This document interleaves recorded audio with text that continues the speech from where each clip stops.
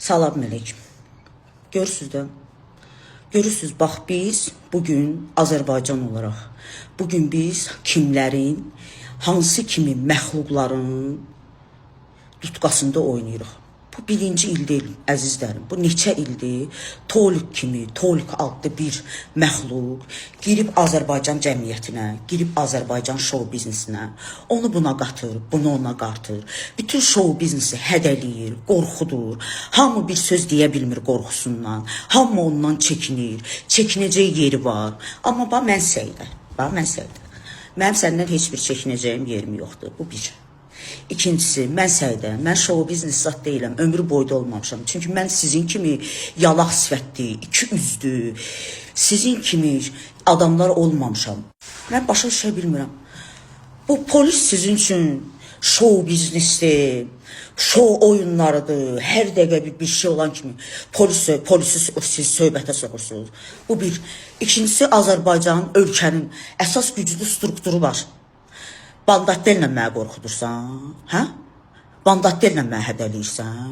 Bandatlər yəni belə zəifdir ki, sənin kimi üzdən İraqlara görə, sənin kimi üzdən İraqların sözü ilə oturub dursun, hə? Sən bilirsən ki, bandatlərdə elə canavar kişilər var ki, sənin üstündən keçərlər, hə? Sən bu nə danışıq da? Hər dəqiqə bir insanları polislə hədəliyirsən, hər dəqiqə bir insanları polisi eləmirsən, şou biznes oyunlarına soxmuşsan. Bu ölkə sənin üçün nədir? Yəni bu boyda ölkə bunun kimi üzdən İraqın öhdəsindən gələ bilmədi, hə?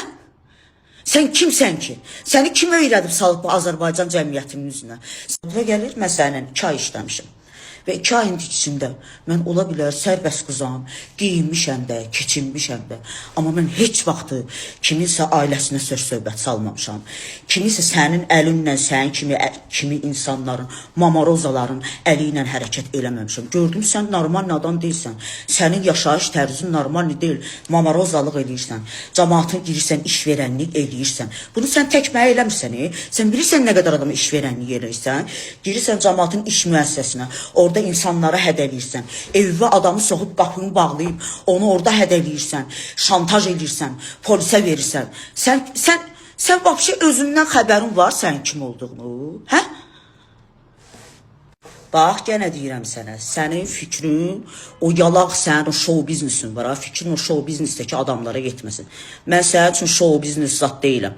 Mən heç vaxt da şou biznes olmamışam, olmayacam da. Gənə deyirəm, mən onlar kimi yalaq həyat yaşamamışam. Mən onlar kimi sırtıq həyat yaşamamışam. Sərbəst həyatımı yaşamışam. Rahat həyatımı yaşamışam. Öz bildiyim kimi yaşamışam. Amma heç kəsin haqqına sənin kimi zərər verənlik eləməmişəm. Başa düşdün? Bax, buradan deyirəm, onun efirinə bundan sonra gedən müğənnisi olsun, oxuyanı olsun, kişisi olsun, arvadı olsun. Bax, elə onun kimi üzdən İraqdı kişiləri də, ora qonaq gedəndə. Orada çıxış edən qadınları da özü kimi onun əli ilə çıxan qadınlardır. Diqqət edin, o Tolikin verilişi, o da siz. Bir də ayın 8-i çıxdığım bir məkan var.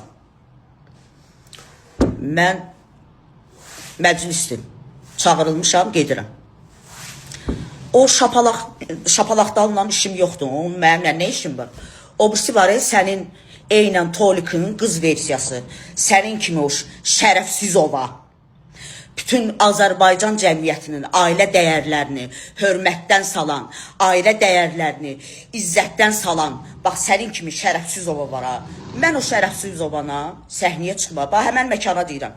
Ya ayın 8-i o şərəfsiz ova çıxacaq o məkana, ya da mən çıxacam.